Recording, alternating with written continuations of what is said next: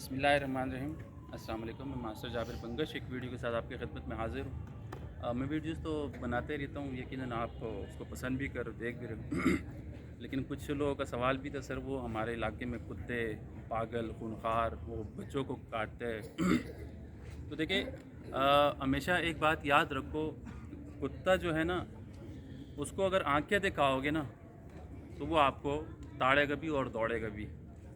दूसरी बात यह है कि अगर आपके हाथ में कोई चीज़ है ना, तो उस वक्त जब कुत्ता आपके हाथ में कोई डंडा देखता है, अगर आपने अक्सर देखा होगा किसी के हाथ में वो जो कचरा चुनने वाले होते हैं, वो बोरी होती है उसकी, वो उसके पीछे कुछ ज़्यादा भौंकता है और दूसरे एक अहम बड़ा मतलब एक आपने ये चीज़ ख्याल करना है कि कुत्ते से अगर आप भागोगे ना तो उनको ये अंदाज़ा होगा कि अब ये मुझसे डर गया और मैंने किसी तरह इसको काटना ही काटना है।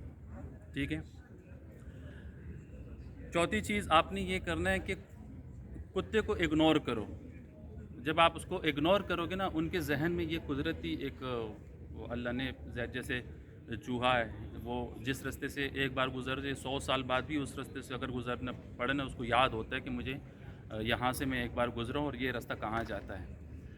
तो कुत्ते को भी अल्लाह ने एक ऐसा सिक्स सेंस दिया हुआ है कि उनको अंदाज़ा हो जाता है कि आप उससे नहीं डर रहे हो, और जब आप उससे नहीं डरोगे तो वो आपको इग्नोर कर देगा। यानी यानी अगर आपने कुत्ते को इग्नोर कर दिया तो आपको वो इग्नोर करेगा।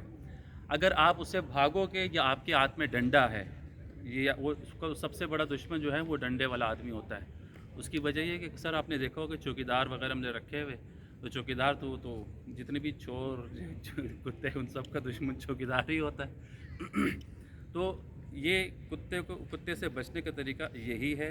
लिहाजा ये है कि इसको इग्नोर करना है, कुत्ते से भागना नहीं है। अगर कोई कुत्ता मतलब कहीं गली में है तो आपने उसको छेड़ना नहीं है। होता है ना कि मतलब थोड़ा शरारती लोग होते हैं, उसको पत्थर उठा के मार देते हैं। अगर वो कोई कुत्ता आपके पीछे पड़ भी जाए तो आपने एक जगह खामोश रहने या उसको इग्नोर करने और सीधा अपनी जगह जाना, तो इंशाल्लाह आपको कुत्ता कुछ भी नहीं कहेगा।